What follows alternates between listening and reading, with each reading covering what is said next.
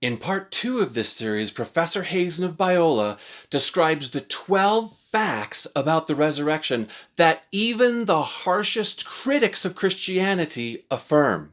See the links below in the video description for the handout that Craig mentions. Now, it turns out that we've got the goods on this. You know, this resurrection thing really happened. And I think we can know that it happened. Now, there's a number of ways to demonstrate the reality of the resurrection. There's a number of ways to do it. There's the way I learned when I first became a Christian. You know, I was reading books, by Josh McDowell and guys like John Warwick Montgomery and F.F. Bruce and so on. And they would make the case for the resurrection in a very traditional way. They'd first show that the New Testament documents were historically reliable, using the kinds of methods that Stephen Williams was using last night, going in great depth into those things to defend the reliability of the New Testament documents. Then once you've established that these are historical documents, eyewitness testimony, then you can open up those documents, Matthew, Mark, Luke, John, parts of 1 Corinthians and so on, and you could actually make your case for the resurrection of Jesus. So if I were to go to a secular university campus, is there another way that I could get at the important facts and not have them put off immediately simply because I'm opening up the New Testament? Well, there are ways of doing that. There are. In fact, we have some very clever methods, and I'm going to introduce you to one of those this morning. So in other words, rather than opening up the entire body of the New Testament to make my case for the resurrection, I'm going to use a very limited set of sources. And guess what? These sources are actually our harshest critics. In other words, there's a lot of people who study these things. They study the historical Jesus. They study New Testament activities and ancient Roman history and the ancient history of the Mediterranean region who don't believe like us at all. Right? They do think Jesus probably existed, but he certainly didn't come back from the dead. All right? And people like this have been writing books for years, for generations. Well, what if you were to go back, say, 30 or 50 years and read every book and every article by a legitimate scholar who studies these things and catalog what they think are true about these circumstances surrounding the purported resurrection of Jesus? Well, guess what? There's a whole body of knowledge right there.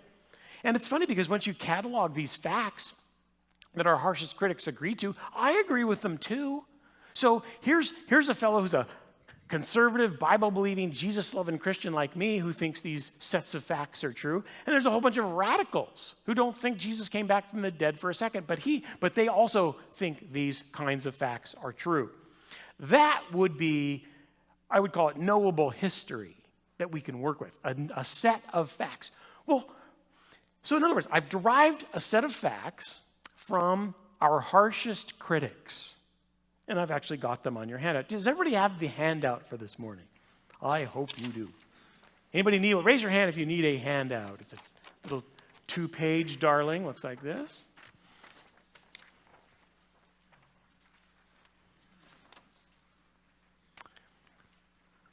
People usually say, well, do you have that on PowerPoint? And I say, no. That would require knowing how to work PowerPoint. I can barely use a cell phone. In fact, I went to Finland one time. Finland is the home of Nokia phones. There are more cell phones in Finland than there are Finns. And so, it's a great Finnish tradition to go into a sauna. So I go into a sauna. You don't wear much in a sauna. You wear a towel. So I'm in there in a towel with a bunch of old Finnish guys, and I hear a beeping. Well, who's got something to beep?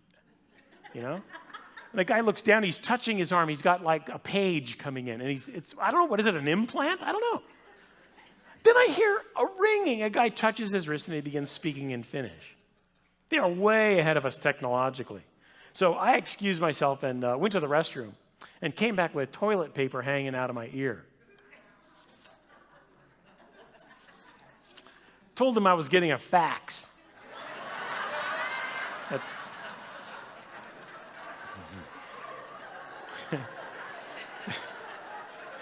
That didn't really happen. I'll try to tell the truth the rest of the morning.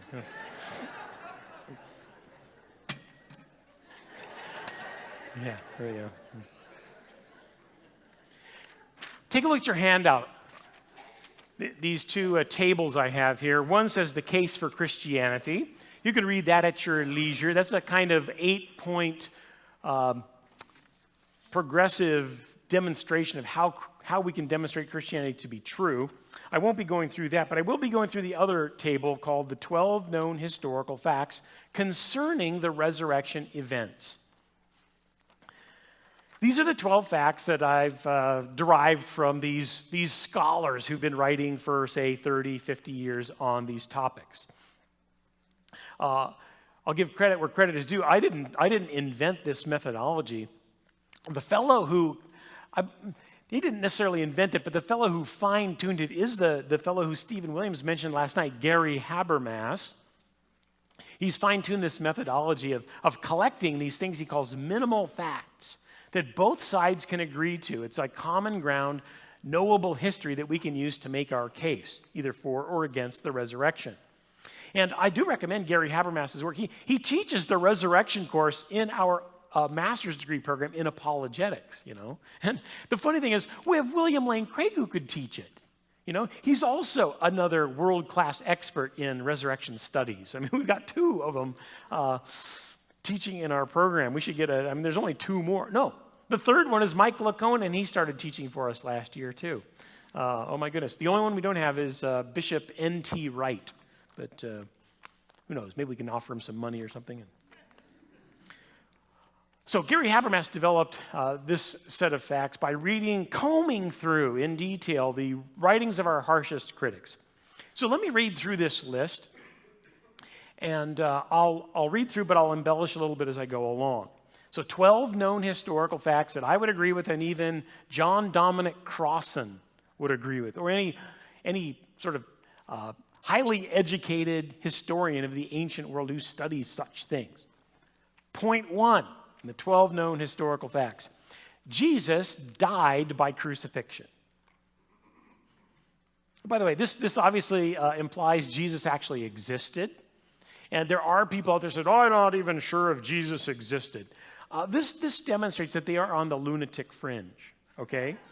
Because even the critical scholars who don't believe that Jesus came back from the dead, they don't believe most of the Bible, they are certain that Jesus actually lived. I mean, I remember reading a book by a guy, I think this was his doctoral dissertation at Harvard. His name was John Allegro. He wrote a book called, The Cross and the Mushroom, and his whole presentation was based on the idea that Jesus didn't really exist.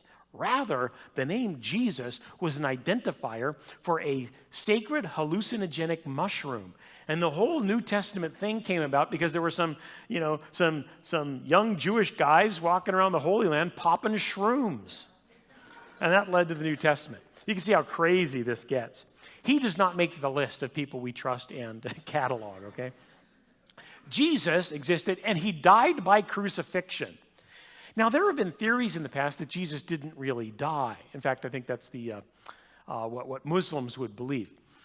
Jesus did die, and the reason modern scholars believe that is because they've studied it carefully. They've looked at the medical implications of crucifixion. They've discovered it's an excellent way to kill people, and it's an excellent way to know that they're dead.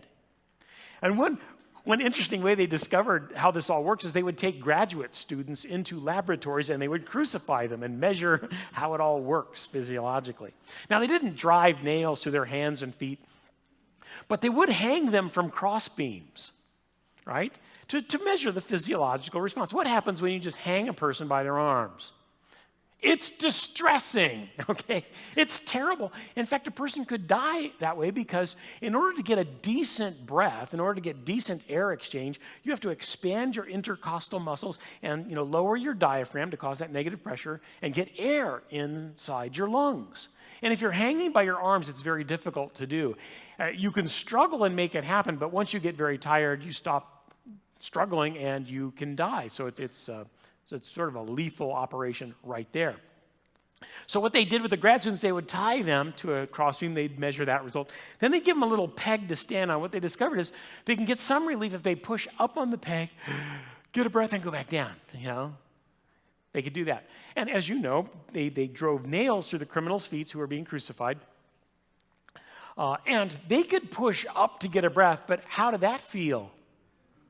They could pull up to get a breath. How did that feel? Because they've been crucified. This is just an ingenious method of torturously killing somebody. And so eventually you're just going to give up and you're going to hang there. And that's how they know you're dead. If you're just hanging there and you're not pushing up getting a breath, you're dead. This is actually confirmed in the Gospel of John, isn't it? Because they wanted to hasten the death of the criminals on the cross. And they were going to do what? They were going to break their legs. Why? Because you break their legs, they're not pushing up anymore. They give up. They can push up once or twice and go, ah! And they just go, I'm done with. And they hang there. They hang there just for a good 10 or 15 minutes, and they are gone. So Jesus died by crucifixion. There aren't any modern scholars running around thinking that Jesus actually survived the crucifixion. Number 2, he was buried. He was buried. Now, notice this isn't really fleshing out much of the detail here. I'm not saying he was buried in a rock-hewn tomb owned by Joseph of Arimathea, right? There are a lot of modern scholars who wouldn't agree with that. Now, I'm talking about the radical folks. But if we just say he was buried in one way or another, they go, yeah, of course. He was buried in some way. It might have been a mass grave. It might have been a rock-hewn tomb, but certainly he was buried. His body was disposed of in some kind of orderly fashion. He was buried. By the way, it's almost to the point where I can expand number 2 to say he was buried in a rock-hewn tomb owned by Joseph of Arimathea. I don't think the majority of critical scholars are on that page yet, but it's nearly there. I mean, the idea that Joseph of Arimathea, a member of the Sanhedrin, was named in the text early on when people could go and ask him and check it out is actually some rather robust evidence that that part of the story is true. So even the critical scholars are very attracted to that, but we'll leave it off for now.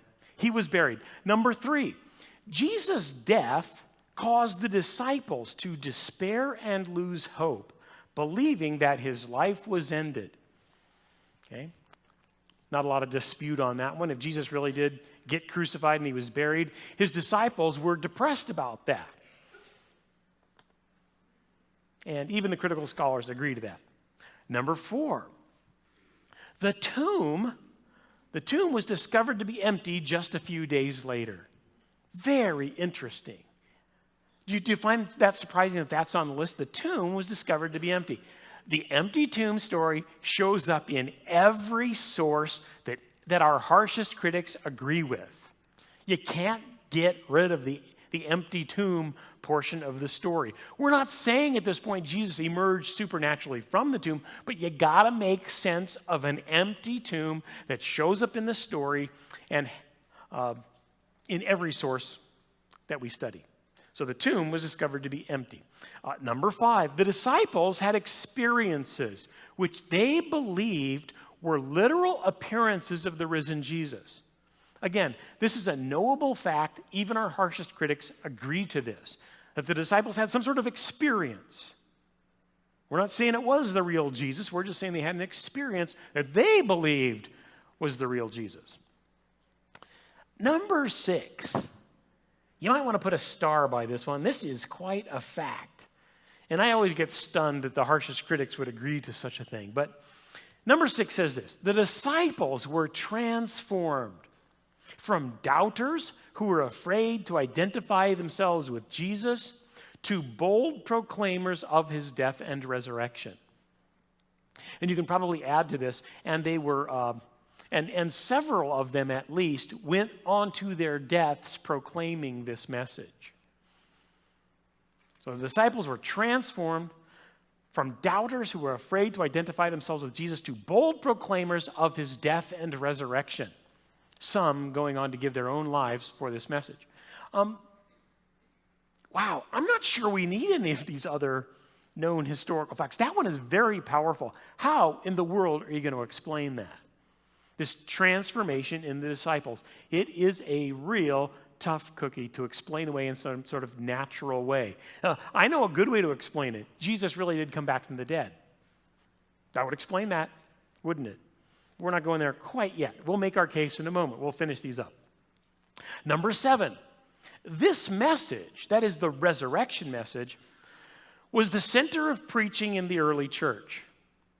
All right?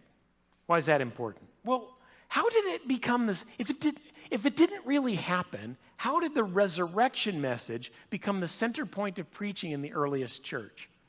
How'd that happen? You see the problem. You have to think about that. Why wasn't it some other preaching point, like love your neighbor, or some items from the Sermon on the Mount, or something like that? Why not that?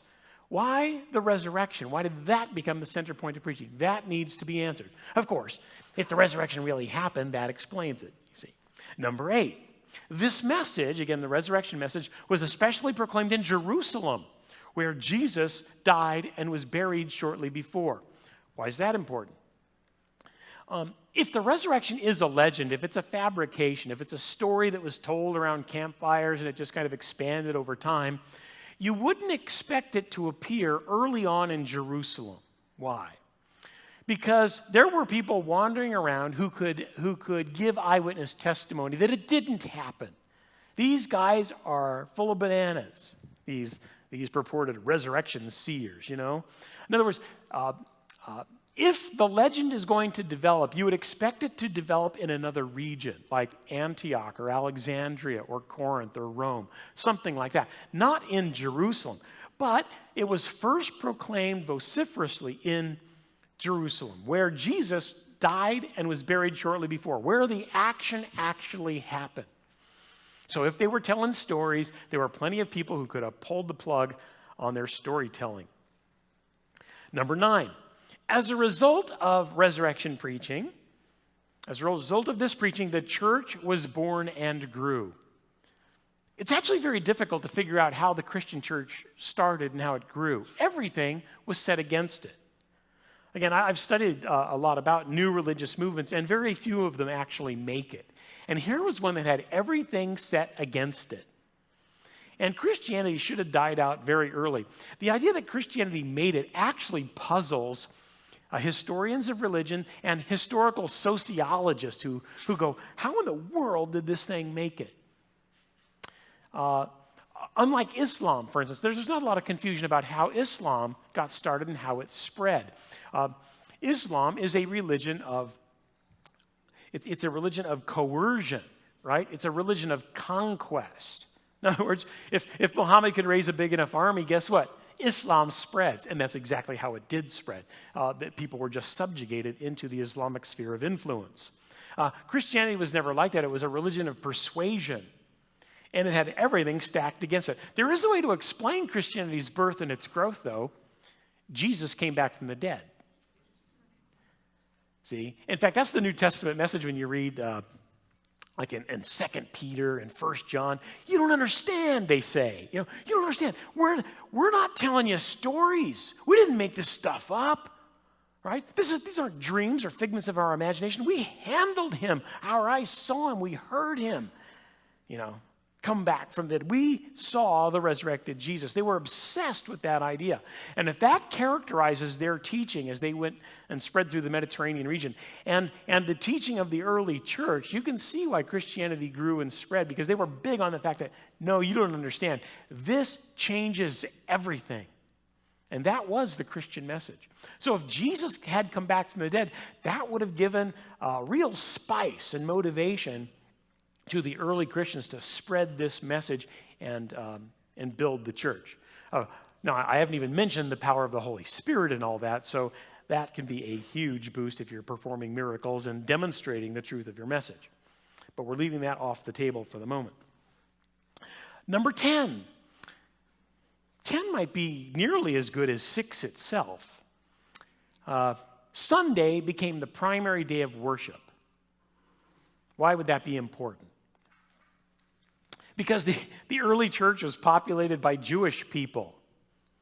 How many years had the Jews been worshiping God on the Sabbath, sundown Friday to sundown Saturday? For thousands of years. How important was it? It was very important. What had to have happened to get a group of Jews to shift their time of worship to Sunday morning? Something huge. I don't know how you explain this. I know how tough religious traditions can be to overcome in generational form and family life over years and years and years. Very difficult to break free and do something different. And here, boom, a group of traditional Jews start meeting on Sunday morning. There is an explanation for that, and that would be that, that Jesus guy, he came back from the dead and we saw it, so we're doing something a little different. Yep, the game has changed dramatically. So Sunday became the primary day of worship. Number 11, James, who had been a skeptic, was converted to the faith when he also believed he saw the resurrected Jesus. So there's a specific instance, James, right? That was the brother of Jesus, who was a skeptic. He was converted because he thought he really saw the resurrected Jesus. And our harshest critics think that James had that experience. James was a real historical figure, and he thought he saw the resurrected Jesus, say our harshest critics. And number 12, along the same lines, a few years later, Paul was also converted by an experience which he likewise believed to be an appearance of the risen Jesus. Now remember, these are known historical facts, right? You can take these to the bank. And this is what bugs me. This is very scientific. We've got a set of facts, and then we can take various theories and try them over the facts to see which one fits. It doesn't get any more scientific than that. And it just bugs me when, I'll be somewhere, maybe on a college campus or somebody, and somebody will see me with a Bible and they'll go, "Oh, what, are you a Christian?" Yes, I am. He goes, "Oh, well, good for you. Good for you. I'm glad you found something that can help you through life, I, on the other hand, I'm more of a scientific person. It just drives me crazy. Because they're just assuming immediately that my whole Christian life is about blind leaping. I just said, Jesus, and then I closed my eyes and I leapt into it. And I've just been a happy numbskull ever since. And that's what it's really all about. Wouldn't a guy like that be stunned to find out that no, let me give you 12 known historical facts about the resurrection of Jesus, and this is so scientific. You can see why I get a bit unnerved when people talk so often on television, about the way Christianity works. They have no idea what they're talking about. We've got to learn this material. And Stephen really made a great call last night to let's get out there and use this stuff. This is the bomb. And you can do it in such a gentle and engaging way. People do find this at some level fascinating. And they want to argue with you. But there's not a lot of argument because we've developed facts from the harshest critics. This is what John Dominic Crossan and company say. The harshest critics of Christianity have agreed with these facts. So there's not a lot of place to go in terms of denying these things. Professor Hazen presents critical material that we can use to engage an increasingly secular culture. Be sure to watch Part 3 to see which theories of the resurrection fit best with the historical facts he just presented. And again, please visit biola.edu and click the link below this video and access the Biola Apologetics store with a huge number of resources. May the Lord bless you.